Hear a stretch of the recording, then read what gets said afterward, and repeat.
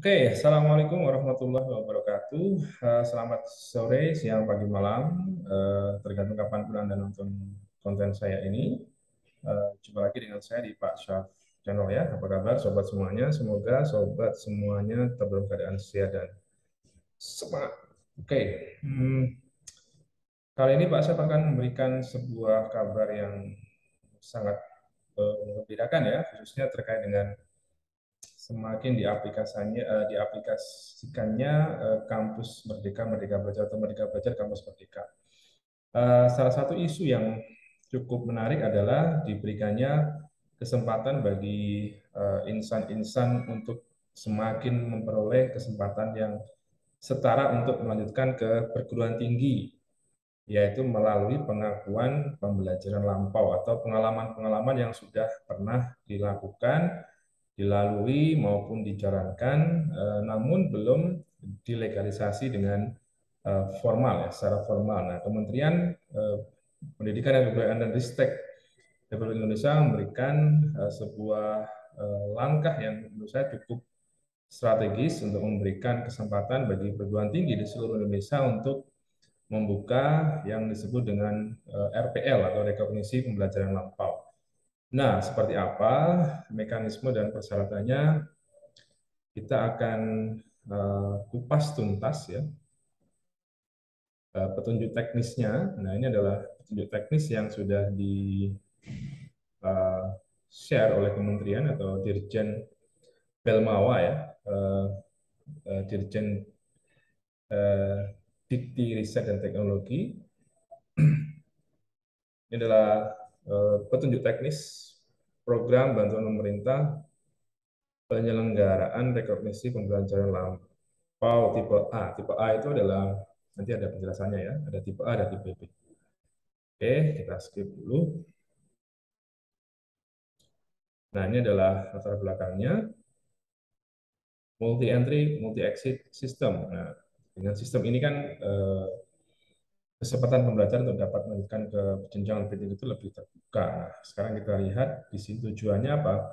Nah, ini ada RPL tipe A. Ini seseorang dapat mengajukan rekognisi atas capaian pembelajaran atau kompetensi yang telah diperolehnya dari pendidikan formal sebelumnya, pendidikan non formal, kursus atau yang lainnya, informal atau yang lainnya, dan atau pengalaman kerja melalui asesmen RPL untuk memperoleh pengakuan kredit akademik atau SKS dalam rangka melanjutkan pendidikan ke pendidikan formal pada jenjang pendidikan tinggi, sehingga yang bersangkutan tidak perlu mengambil seluruh SKS. Jadi nanti pengalamannya atau pengalaman belajar di pendidikan non formal atau informal atau pengalaman kerja itu akan diakses oleh tim RPLPT, kemudian akan dikonversikan ke dalam SKS. Jadi berapa SKS yang diakui dari pengalaman-pengalaman itu. Nah, sisanya itu yang akan ditempuh di kampus tersebut. Jadi kan bisa jadi kuliahnya mungkin tinggal 1 atau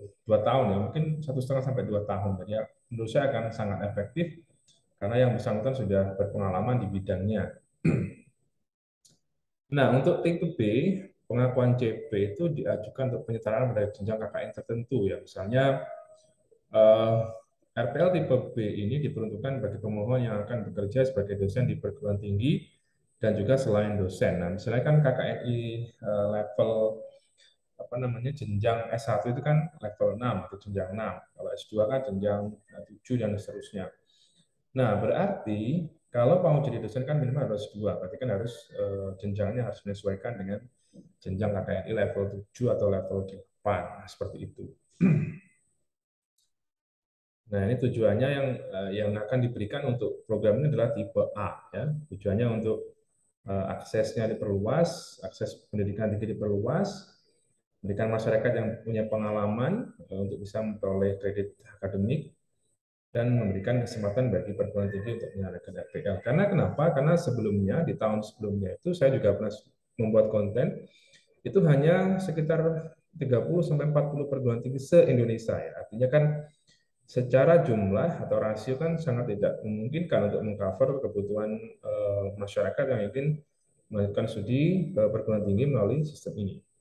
Nah, makanya dibuka kesempatan untuk perguruan tinggi yang memenuhi syarat untuk bisa mengajukan, sebenarnya prodi yang dikoordinir dengan perguruan tinggi untuk mengajukan bantuan ini.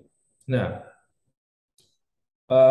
RPL tipe A, ini deskripsinya dibagi dua, skema satu itu baru ya, tadi pembentukan pengelola RPL, penyiapan, penyusunan perangkat RPL yang belum pernah menyelenggarakan RPL sebelumnya. Yang skema 2 itu yang sudah pernah menyelenggarakan RPL, artinya kan penguatan, pemutakhiran, implementasi tipe A, dan seterusnya. Nah, tipe A, skema 2 berupa, nah ini sistem informasinya akan diperkuat, pemutakhiran dokumen, penyusunan perangkat, sosialisasi TOT, kemudian rekrutmen mahasiswa RPL tipe A, atau pelaksanaan, ini lebih ke implementasinya. Kalau tipe 1 atau skema 1 itu masih proses pembentukan apa namanya, satuan RPL-nya. Nah, ketentuannya ini untuk yang skema 1 itu prodinya harus jenjang sarjana atau magister untuk PTA ya, bukan vokasi. PTA, non vokasi, ini skema 1, skema 2. Nah, ini mengajukan satu program studi lebih yang dipenuhi oleh pengelola RPL perguruan tinggi dalam satu proposal. Ini tentang dua-duanya harus mengajukan akreditasi paling rendah B, ini dua-duanya sama. Pedoman untuk yang skema 2, evaluasi diri untuk skema 2, peraturan akademik untuk skema 2 atau unit RPL, atau menambahkan fungsi pelaksana RPL pada unit yang sudah ada pada perguruan tinggi sebagai pengelola RPL. Ini 1-2 harus mengajukan ya. Prinsipnya, ini prinsipnya adil, berkeadilan, inklusif, penilaian yang adil, transparan, akuntabel pada CP, kemudian informasi mengenai RPL secara luas, menggunakan bahasa yang jelas dan eksplisit agar dipahami oleh pemangku kepentingan ya, pemohon, PT penyelenggara, lembaga akreditasi dan pengawasan. Mekanismenya ini proposal PT, ada penilaian melalui apa? Memenuhi persyaratan kelembagaan, potensi keterlaksanaan kegiatan, kebijakan direktorat pembelajaran dan kemahasiswaan dengan mempertimbangkan anggaran, kebijakan pembinaan dan seterusnya. Kemudian kalau memenuhi syarat terus pencairan dan pelaporan. Skema 2 tadi sudah saya jelaskan, kemungkinan ya kalau saya lihat dari bantuan ini mungkin akan banyak yang akan mengambil di tipe 1 atau skema 1 karena masih belum banyak ya. Nah, ini adalah mekanisme bantuannya. Besaran bantuannya, skema 1 75 juta, skema 2 100 juta ya. Setiap perguruan tinggi hanya dapat mengajukan satu proposal untuk skema 1 atau skema 2 berdasarkan kesiapan masing-masing perguruan tinggi. Ini jenis-jenis kegiatannya. Untuk skema 1 ada FGD, penyusunan dokumen RPL, pembinaan tenaga ahli, ada pengembangan sistem informasi RPL, laporan-laporan. Skema 2, FGD juga, sistem informasi, publikasi, asesmen, dan seterusnya. Nah, ini adalah beberapa ketentuan-ketentuan terkait dengan pendanaan. Pengajuan proposalnya ini adalah sistematika proposalnya. Nah, ini nanti kalau sudah selesai akan diunggah di sini. Kita lihat seperti apa isinya, apa saja yang harus dilengkapi di sini. Nah, ini nama perguruan tinggi, ada nama program studi, nama koordinator, jabatan koordinator, nomor telepon, alamat email, ini total biaya, berkas, rekening, dan skema bantuan pemerintah. Ini saya kira sangat mudah ya. Saya kira cukup ringkas dan tidak berbelit-belit.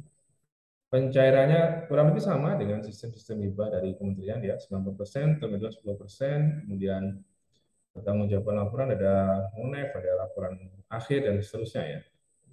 Ini perpajakan juga sama, jadi ya kurang lebih sama. Ini outputnya laporan kemajuan, laporan akhir, pedoman penyelenggaraan RPL, peraturan akademik yang memuat RPL, sistem informasi RPL, perangkat instrumen RPL, monitoring, dan ini ada monitoring dan evaluasinya, jadwal pelaksanaannya terakhir sampai Desember. Ini lampiran-lampirannya, ini format sampul depan, seperti ini, sangat lengkap. Jadi bagi bagi eh, pengelola perguruan tinggi atau pengelola program studi yang siap untuk daftar, silakan mendaftar terakhir sampai tanggal 31 Agustus. Terima kasih. Thank for watching this short content from Pak Johnson. Don't forget to like, comment, share, subscribe sebanyak-banyaknya. Wassalamualaikum warahmatullahi wabarakatuh.